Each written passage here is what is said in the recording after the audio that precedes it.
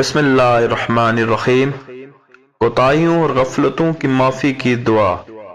ربنا اغفر لنا ذنوبنا واسرافنا فی امرنا وثبت اقدامنا وانصرنا علی القوم الکافرین۔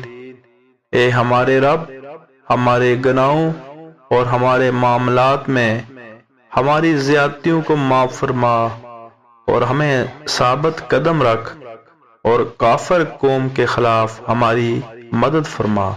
سورہ آل عمران۔